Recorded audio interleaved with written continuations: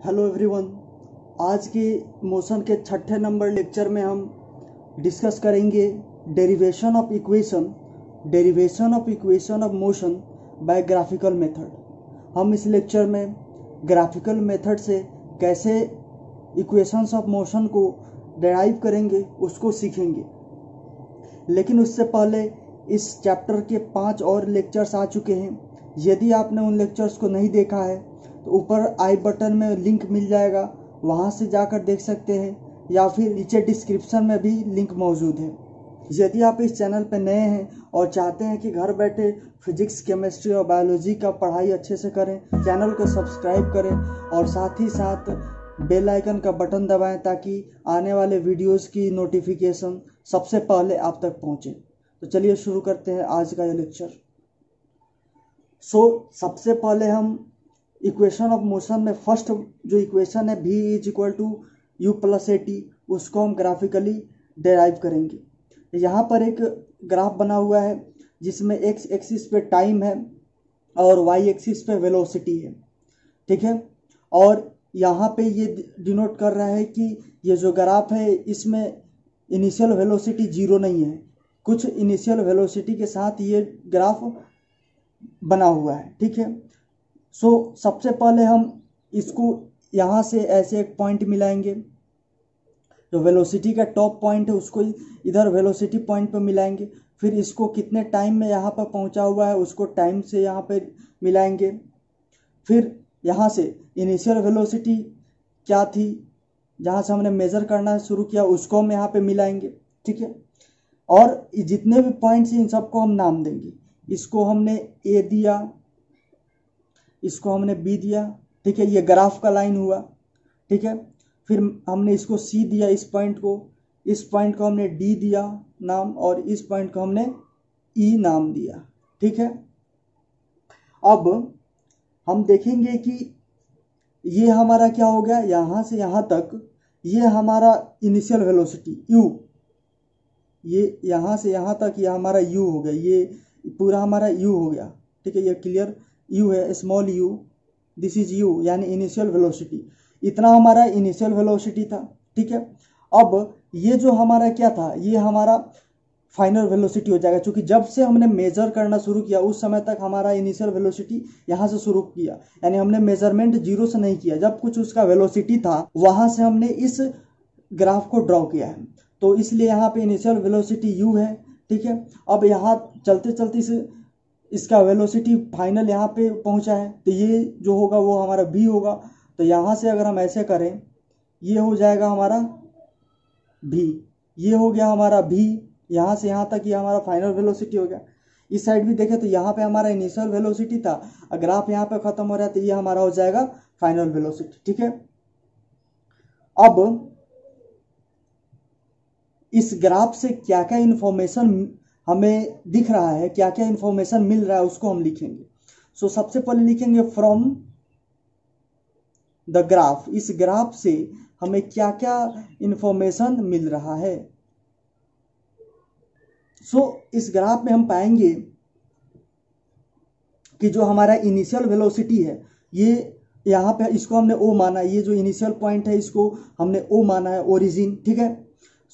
अगर हम इस ग्राफ से फ्रॉम दिस ग्राफ अगर हम देखें कि क्या क्या हमको इन्फॉर्मेशन मिल रहा है, तो सबसे पहला मिला इनिशियल वेलोसिटी, जिसको हम u से डिनोट करते हैं, ठीक है। तो initial velocity u = OA, initial velocity हमारे ये OA के बराबर है, OA, ठीक है। दूसरा इन्फॉर्मेशन फाइनल वेलोसिटी हमारा ये है, ठीक है। तो फाइनल वेलोसिटी v = BD, इस BD के बराबर हमारा फाइनल वेलोसिटी है यहाँ से यहाँ तक, ठीक है। ये हमारा फाइनल वेलोसिटी आ रहा है और इनिशियल वेलोसिटी यहाँ से यहाँ तक। अब लिख सकते हैं बट, ऐसे हम लिख सकते हैं BD, बट ये BD = BC + CD।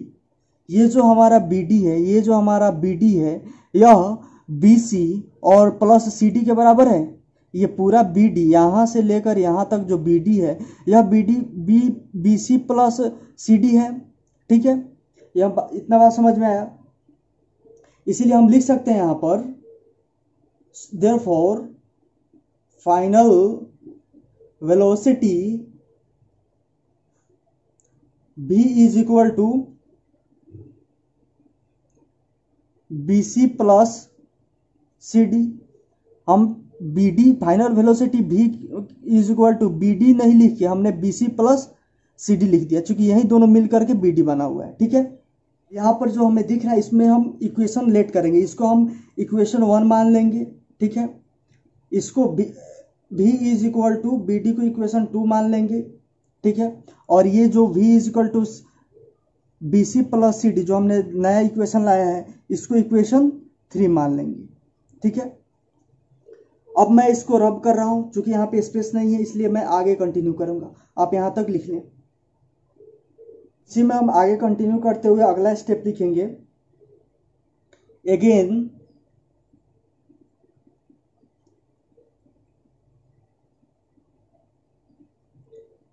Since CD is equal to OA, चूंकि ये जो हमारा CD है, ये CD ये OA के बराबर है, ये CD OA के बराबर है, क्योंकि हम इसके जस्ट सामने से लाइन लाकर यहाँ पे मिलाए हुए हैं, इसलिए CD जो है वो OA के बराबर है। ठीक है, इस therefore V is equal to BC plus OA। हमने वहां पे थर्ड इक्वेशन में क्या लिखा था? थर्ड इक्वेशन में हमने लिखा हुआ था, इक्वेशन में हम जो हमने माना था वो था हमारा V is equal to BC plus CD। ठीक है, अब चूंकि CD हमारा ये CD जो है वो OA के बराबर है, तो इसलिए नेक्स्ट स्टेप में हम यहाँ पे CD के जगह पे OA लिख सकते हैं। तो वही हमने लिखा है, नेक्स्ट स्टेप में CD के जगह पे OA लिखा है। ठीक है, सो हम इसको ऐसे लिख सकते हैं, V is equal to BC plus OA। First equation OA किसके बराबर है? U, यानी इनिशियल वेलोसिटी के बराबर है, तो OA के जगह पर हम यहाँ पे U लिख सकते हैं। ठीक है, ये हम और इसको हम इक्वेशन 4 मान लेंगे। ठीक है, अब ये U कहाँ से आया है? यहाँ पे हम जनरल इंफॉर्मेशन के लिए लिखेंगे फ्रॉम इक्वेशन 1।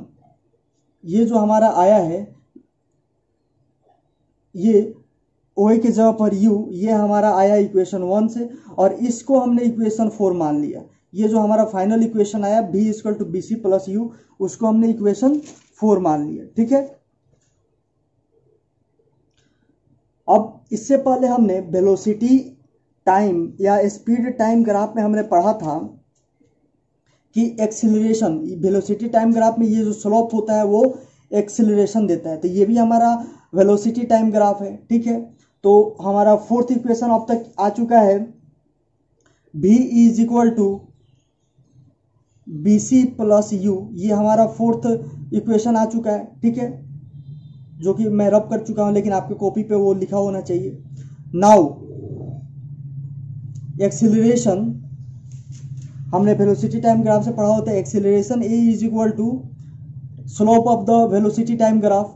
तो ये स्लोप कौन सा है? AB। ये AB जो है हमारा इस ग्राफ का स्लोप है, तो acceleration is equal to slope